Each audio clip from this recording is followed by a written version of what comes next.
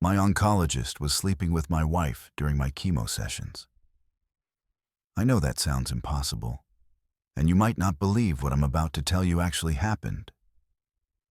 But every word is true. By the end, you'll understand why the people closest to you can become your worst enemies when you're at your most vulnerable. Before I continue, if real stories of human survival matter to you, hit that like button. It takes 1 second but helps me heal by knowing someone cares enough to listen. Now, let me take you back to where this nightmare began. 6 months earlier, everything seemed normal.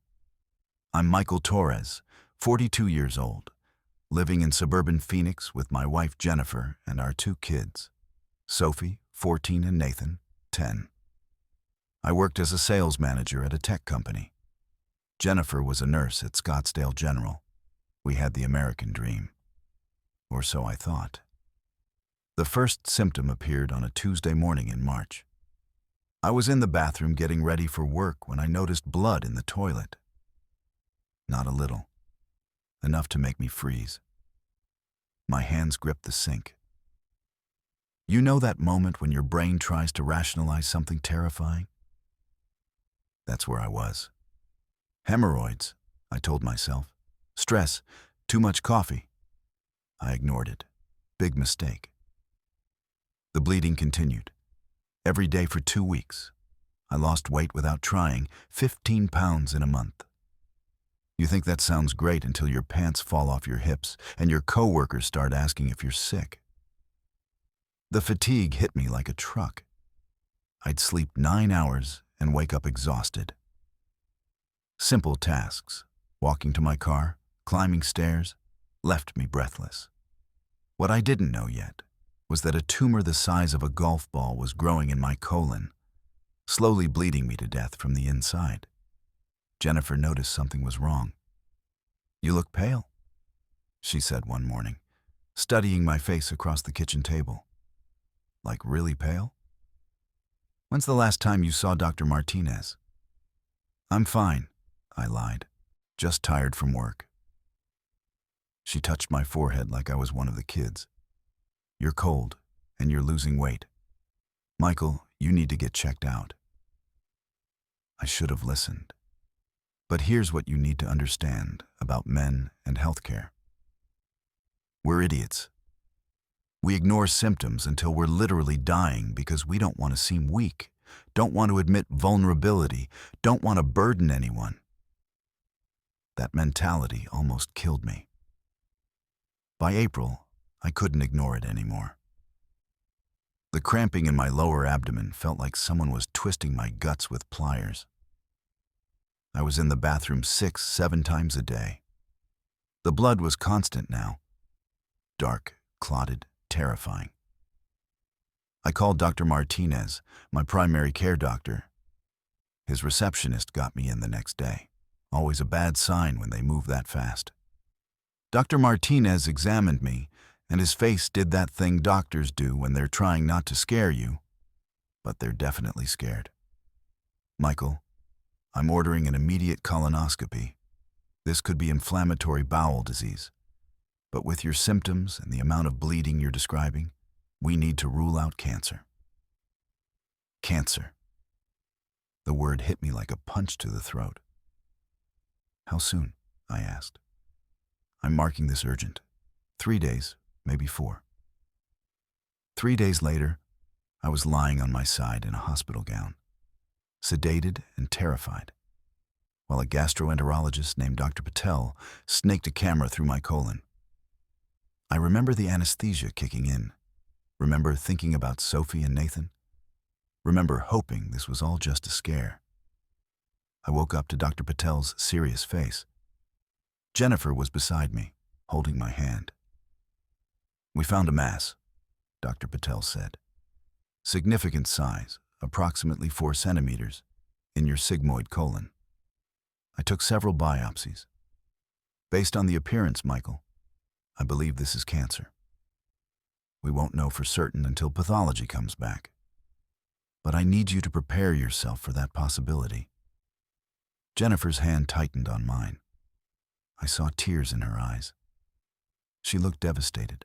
She looked like a wife who just found out her husband might die. If only I'd known the truth. "What's the treatment?" I managed to ask. "If it's cancer, likely surgery followed by chemotherapy, possibly radiation. But first, we need staging scans to see if it's spread. I'm referring you to Dr. James Morrison, one of the best oncologists in Arizona. He'll coordinate your care." The next 72 hours were hell. Waiting for biopsy results while trying to pretend everything was normal. Going to work, making dinner, helping Nathan with his math homework, all while thinking, I might have cancer, I might die, I might not see my kids grow up. Jennifer was amazing during those 3 days. She held me when I cried. She researched treatment options. She called her mom to come stay with us for support. She was the perfect wife. The biopsy results came back on a Thursday. Adenocarcinoma, colon cancer, confirmed. Dr. Morrison's office called within hours. They had an appointment for me the next day. The medical system moves fast when you have cancer. You're suddenly a priority, which is both reassuring and terrifying. Jennifer came with me to that first oncology appointment. Dr. Morrison was in his late 50s, gray hair, kind eyes, steady hands. The kind of doctor who makes you feel like maybe you'll survive this. He pulled up my CT scans on his computer. "Stage 3, he said, pointing to white spots on the images that meant nothing to me, but everything to my future. The tumor has penetrated through the bowel wall, and we see involvement in 3 lymph nodes.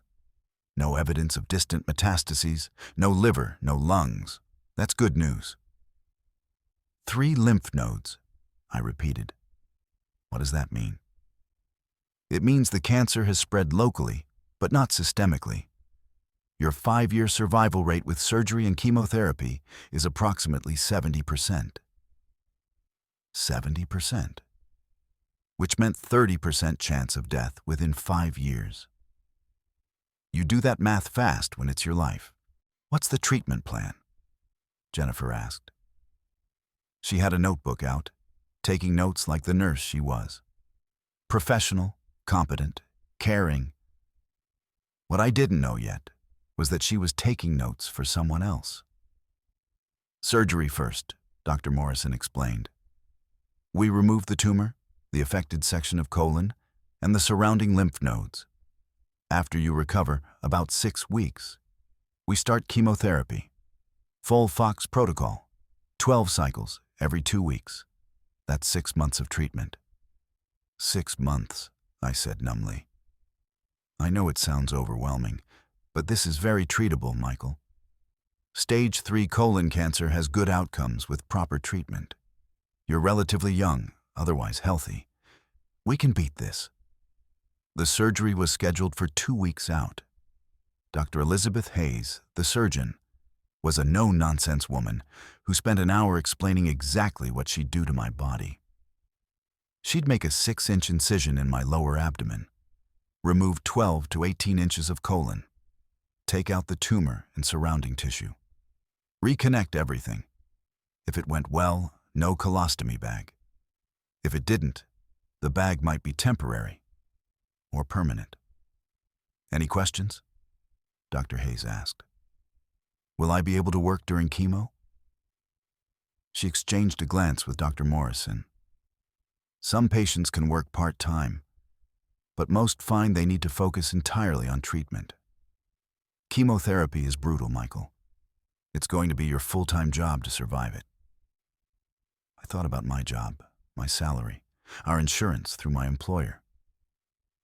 "I can't not work. We have 2 kids, a mortgage." "One thing at a time," Dr. Morrison interrupted gently. "Right now, focus on surgery. We'll deal with the rest as it comes." That night, I told Sophie and Nathan.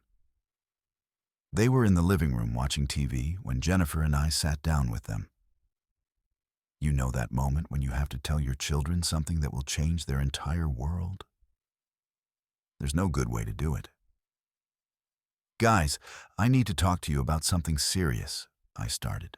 I've been sick for a while, and the doctors found out what's wrong. I have cancer in my colon, which is part of my intestines. Nathan's face crumpled immediately. Are you going to die? No, buddy. The doctors are going to fix me. I'm having surgery in 2 weeks, and then I'll do some medicine called chemotherapy that will make sure the cancer is all gone. Sophie was older, smarter, more terrified. What stage? She'd been Googling. Of course she had. Stage 3, I admitted. That's bad, she whispered. It's serious, but it's treatable. The doctor said 70% of people with what I have survive. Those are good odds. Jennifer wrapped her arms around both kids. Dad's going to fight this, and we're all going to help him. We're a family. We're strong. We'll get through this together. If I'd known what was coming, I would have held my kids longer that night. I would have memorized that moment, the 4 of us on the couch, still together, still a family, before everything fell apart. The 2 weeks before surgery were a blur of pre-op appointments, blood tests, more scans. I had to meet with an anesthesiologist, a hospital social worker, a financial counselor who looked increasingly uncomfortable as she explained my insurance coverage. Your plan covers 80% after deductible, she said. Your deductible is $5,000. Your out-of-pocket maximum is $12,000. But that resets annually, and your treatment will span 2 calendar years, so realistically, you're looking at about $24,000 in direct costs. $24,000. Plus whatever my salary would be if I couldn't work. Plus whatever Jennifer made as a nurse. The math was bad. Can I make payments? I asked. Yes, we have payment plans. But Michael, I'm going to be honest. Most patients in your situation end up needing financial assistance. There are programs, foundations, nonprofit organizations. We'll connect you with resources. Resources. Charity, the American healthcare system in all its glory. 3 days before surgery, something strange happened. I came home early from work, left at 3 instead of 6 because I was exhausted, and my boss had finally agreed I could scale back my hours. Jennifer's car was in the driveway, which was weird because she worked until 7 on Thursdays. I walked in quietly, not wanting to wake her if she was napping. The house was silent. Too silent. Then I heard it. A sound from upstairs. Our bedroom. A man's voice. Not loud, but definitely male. Definitely not television. You know that feeling when reality shifts and suddenly nothing makes sense? My wife was home early. There was a man in our bedroom. And my brain couldn't process what that meant because Jennifer loved me. Jennifer was taking care of me. Jennifer was the perfect wife. I climbed the stairs slowly. Each step felt like walking through water. The bedroom door was partially open. I could see our bed through the crack. Jennifer was there, not alone, with Dr. Morrison, my oncologist, the man who was supposed to save my life, in bed with my wife. They were dressed, thank God, but the intimacy was obvious. He was sitting on the edge of our bed. She was standing close, her hand on his shoulder. He said something that made her laugh, that soft laugh I used to think was just for me. Then he kissed her. Soft. Familiar. The kiss of 2 people who'd done this many times before. I stood there frozen, my hand on the railing, my heart hammering so hard I thought it might explode. Every piece of my life rearranging itself in my head. The late nights Jennifer worked, the extra attention to her appearance lately, the way she knew so much about my treatment, the way Dr. Morrison looked at her during our appointments. How long? How long had this been happening? I must have made a sound because Jennifer's head snapped toward the door. She saw me. Her face went white. "Michael." I turned and walked back downstairs. Mechanical, one foot in front of the other. I heard them moving upstairs, heard urgent whispers, heard footsteps. Dr. Morrison came down first. He looked exactly like you'd expect. Guilty, scared, defensive. "Michael, I think we should talk about this." I stared at him. This man who told me I had a 70% chance of survival. This man whose hands would soon be inside my body, poisoning my blood with chemotherapy, deciding my fate. "Get out of my house," I said quietly. "I understand you're upset. Get out." Jennifer appeared at the top of the stairs. "Michael, please." "How long?" I asked. My voice sounded strange, distant, like someone else was speaking through me. She came down slowly. "It just happened. It's not—" "How long, Jennifer?" 6 months, she whispered. 6 months, half a year, while I was bleeding internally, while I was dying and didn't know it. While she was playing concerned wife, she was fucking my oncologist. "Did it start before or after you knew I was sick?" I asked. The question hung in the air. I watched her face, watched the calculation, watched her decide whether to lie. "Before," she finally said. "We met at a hospital fundraiser. It was just... it happened. And then you got sick and I wanted to end it. But James said he could help you. He's the best. And I thought..." "You thought what? That sleeping with my doctor would give me better treatment?" Dr. Morrison stepped forward. "Michael, my personal relationship with Jennifer has absolutely no bearing on your medical care. I'm a professional. I would never..." "You're fucking my wife," I interrupted. "While I have cancer. While you're treating me for cancer. How is that professional?" He had no answer for that. I looked at Jennifer.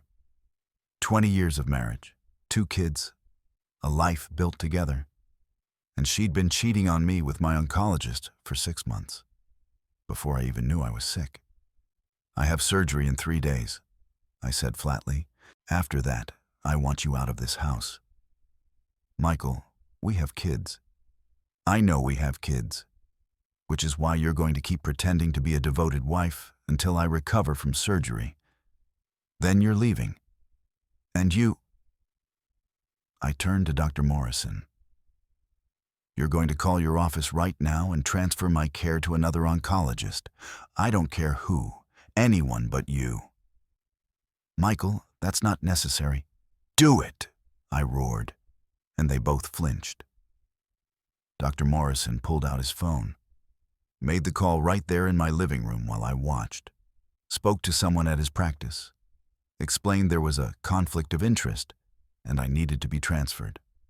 Within 5 minutes, I had a new oncologist, Dr. Rachel Chen, who Dr. Morrison assured me was excellent, maybe even better than me. After he left, Jennifer tried to explain, tried to apologize, tried to rationalize. I didn't listen. I went to the guest room, locked the door, and lay there in the darkness thinking about everything I'd lost in the span of 15 minutes. My wife, my doctor, my trust in the medical system, my faith in love, everything. What I didn't know yet was that this was just the beginning of the betrayals. Surgery came and went in a morphine haze. 6 hours under the knife. Dr. Hayes cut into me, removed 18 inches of my colon, took out 16 lymph nodes. She got clean margins around the tumor. Everything went perfectly, medically speaking. I woke up in recovery with my mother beside me. Not Jennifer, she was working. My mom had flown in from Portland the day before surgery. I'd called her after finding Jennifer and Dr. Morrison together, told her everything. She was on a plane 6 hours later. "How do you feel, sweetie?" Mom asked, squeezing my hand. "Like someone rearranged my guts," I said. My voice was hoarse from the breathing tube. Where are the kids? Jennifer's mom has them. They'll visit tomorrow when you're more alert. I spent 5 days in the hospital. The pain was manageable with medication, but everything else was humiliating. I couldn't walk without help, couldn't use the bathroom without assistance, couldn't eat solid food without vomiting. Every breath hurt. Every movement was agony. Jennifer came by once a day, stayed for an hour, played the concerned wife for the nurses, then left. On day 3, my mom cornered her in the hallway. I was pretending to sleep, but I heard every word. "How long are you going to keep this up?" Mom asked. "I don't know what you mean." The devoted wife act. We all know about James. Michael told me everything. Silence. Then Jennifer's voice, defensive. "It's complicated." "It's not complicated. You're cheating on your husband while he has cancer. That's pretty straightforward." I love Michael, I do. But James understands me in ways. "Stop," Mom interrupted. "Just stop. I don't care about your feelings or your justifications. What I care about is my son surviving cancer. So here's what's going to happen. You're going to keep playing supportive wife until Michael is through treatment. You're going to keep him on your insurance. You're going to maintain normalcy for those kids. And then, when he's strong enough, you're going to give him the cleanest divorce in Arizona history. You're not going to fight him on custody. You're not going to fight him on assets. You're going to let him have what he deserves after what you've done. Are we clear? I have rights. You have responsibilities," Mom said coldly. "And if you try to make this difficult, I will make sure every nurse at Scottsdale General knows exactly what kind of person you are. I'll make sure James Morrison's wife knows what her husband has been doing. I'll make sure everyone knows. So ask yourself, is James worth losing your career, your reputation, and your children?" I didn't hear Jennifer's response, but she didn't fight Mom's terms. I came home on day 5. The guest room had been converted into a recovery space. Hospital bed, TV, everything within reach. Sophie had made welcome home signs. Nathan put his favorite Spider-Man toy on my pillow for good luck. The kids didn't know about the affair. Jennifer and I agreed to tell them after I finished treatment. Let them have a few more months of normalcy before their world imploded. Recovery was brutal. The surgery pain was bad, but the exhaustion was worse. I'd sleep 14 hours and wake up tired. Simple tasks, showering, walking to the kitchen, left me gasping. My digestive system was destroyed. Everything I ate came out wrong. Too fast or too slow or too painful. 2 weeks post-surgery, I met Dr. Rachel Chen for the first time. She was in her early 40s, Chinese-American, with an efficient demeanor that immediately put me at ease. No drama. No hidden agendas. Just good medicine. "I've reviewed your surgical pathology," she said. "Clean margins, 3 positive nodes out of 16 total removed. That's actually better than the pre-op imaging suggested. Your prognosis is good, Michael." Dr. Morrison said 70% 5-year survival. I'd say closer to 75% with your pathology results. The surgery went very well. Now we need chemotherapy to eliminate any microscopic disease that might remain. She explained FOLFOX protocol. 3 drugs combined: folinic acid, fluorouracil, and oxaliplatin. I'd receive treatment every 2 weeks, 4 to 6 hours per session, 12 cycles total, 6 months of my life. The side effects would include severe nausea, fatigue, neuropathy in my hands and feet, and something called cold sensitivity. The oxaliplatin causes temporary nerve damage, Dr. Chen explained. Touching cold objects, drinking cold liquids, breathing cold air, it can feel like electric shocks or severe burning. Some patients can't open refrigerators. Can't drink anything but warm water. It gets worse with each cycle and can last months after treatment ends. Sounds terrible. It is, but it's effective, and you're strong enough to handle it. Strong enough. I didn't feel strong. I felt hollowed out, physically and emotionally destroyed. When do we start? I asked. As soon as you feel ready. I recommend waiting another 2 weeks to let your surgical site heal more completely. That puts us at mid-June for your first infusion. Mid-June. Summer. The kids would be out of school. I'd be doing chemotherapy while everyone else was swimming and barbecuing and living normal lives. That night, I did something I should have done earlier. I went through Jennifer's phone. She was in the shower. Her phone was charging on the kitchen counter. I knew her passcode. We'd always been open about devices, or so I thought. I unlocked it and opened her messages. There were hundreds of texts between her and James Morrison. Thousands, maybe.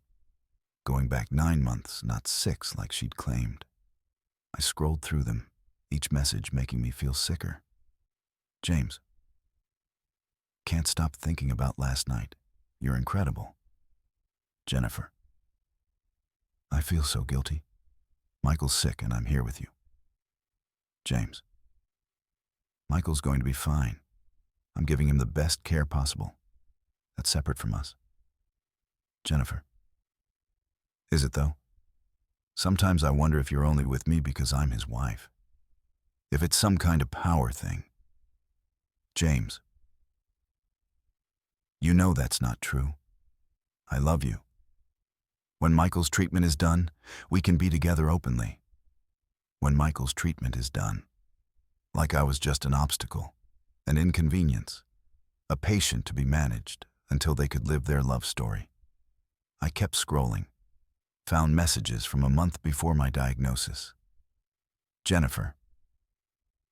I don't know if I love Michael anymore. We're like roommates who share kids. James. So leave him. Jennifer. It's not that simple. We have a life together, a house, kids. James. You deserve to be happy, Jen. Life's too short. Too short. The irony would have been funny if it weren't so devastating. Then I found something that made my blood freeze. Messages from 2 weeks ago while I was in the hospital recovering from surgery. Jennifer. Michael knows about us. James. How? Jennifer. He came home early, saw us together. James. Shit. Is he going to report me to the medical board?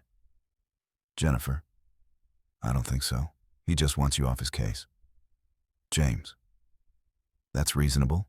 I transferred him to Rachel. She's good. Jennifer. He wants me to move out after surgery? James. Are you going to? Jennifer. I don't know. His mother threatened me. Said if I don't play devoted wife through treatment and then give him an easy divorce, she'll ruin both our careers. James. Can she do that? Jennifer. She absolutely can. She's ruthless. I've never seen her like this. James. So what do we do? Jennifer. We wait, play the game. Then when Michael's done with chemo, we can finally be together. They were waiting for me to finish cancer treatment so they could be together. Like I was a project that needed completing before they could start their real lives. I took screenshots of everything, sent them to my email, deleted the sent messages from her phone so she wouldn't know. Then I put her phone back exactly where I found it. Jennifer came out of the bathroom 10 minutes later, hair wet, wearing yoga pants and one of my old t-shirts. She looked beautiful. She looked like the woman I married. She looked like a stranger. You okay? She asked. You look pale. Just tired, I said. Surgery recovery. She kissed me on the forehead. A wife's kiss. Gentle, loving. completely fake. "Get some rest," she said. "You need your strength for chemo." That night, I lay in the guest room bed. My bed now, since I'd given up the master bedroom to Jennifer, and thought about divorce lawyers, custody battles, and how to survive 6 months of chemotherapy while my wife counted down the days until she could leave me for my former oncologist. My first chemo session was scheduled for June 20th, a Wednesday. Jennifer offered to take me, but I said no. My mother insisted on driving me instead. The infusion center was on the 3rd floor of the Cancer Center building. Large room, 20 recliner chairs in rows, separated by curtains. Each chair had an IV pole beside it. Windows overlooked the parking lot. Everything was beige and calming and deeply depressing. A nurse named Patricia got me set up. She was maybe 50, with kind eyes and steady hands. She accessed my port, a device Dr. Chen had surgically implanted in my chest for easier IV access, and started the infusion. "First time?" she asked. "Yeah. The first treatment is usually the hardest psychologically, but you'll get through it. Everyone does." The drugs went in slowly. Folinic acid first, then fluorouracil, then oxaliplatin. Each bag hung from the IV pole, dripping into my bloodstream, poisoning me to save me. About an hour into the oxaliplatin, I felt it. The cold sensitivity Dr. Chen had warned about. The air conditioning suddenly felt like ice picks on my skin. I reached for my water cup, and the plastic felt so cold it burned. I dropped it. "That's normal," Patricia said, appearing with warm blankets. "The oxaliplatin does that. It gets worse each cycle. By cycle 6 or 7, most patients can't tolerate anything cold at all." She wrapped me in heated blankets, brought me lukewarm water, adjusted the temperature in my cubicle. And for 4 hours, I sat there while my mother read magazines and poison dripped into my veins, and I wondered how I'd survive 6 months of this. The nausea hit that night. Waves of it, so severe I couldn't keep down water. I took the anti-nausea pills Dr. Chen had prescribed, but they barely helped. I spent hours in the bathroom, retching, sweating, shaking. Jennifer knocked on the door.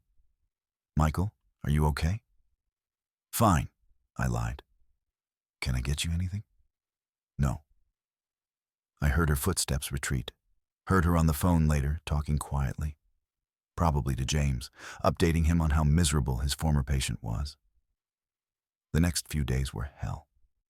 The nausea continued. The fatigue was crushing. I couldn't taste food. Everything was metallic and wrong. The cold sensitivity meant I had to heat everything. Couldn't open the fridge without gloves. Couldn't drink anything but warm water. Couldn't walk outside because the June heat felt painful on my sensitized skin. Work was impossible. I tried logging in, tried taking calls, but I couldn't focus. Couldn't think. Couldn't function. My boss, a guy named Tom who I'd worked with for 8 years, was initially sympathetic. Then week 3 of chemo hit, and I missed an important client meeting because I was too sick to get out of bed. Tom called me. "Michael, we need to talk." "I'm sorry about the meeting. I'm dealing with chemo side effects. I understand that. And we've been flexible. But the reality is, you're not meeting your job requirements. We need someone who can be present, who can handle their accounts. I'm putting you on unpaid medical leave." "Unpaid?" "Tom, I need my salary. I have a mortgage, kids. You can apply for short-term disability through our insurance. That'll cover 60% of your salary for up to 6 months.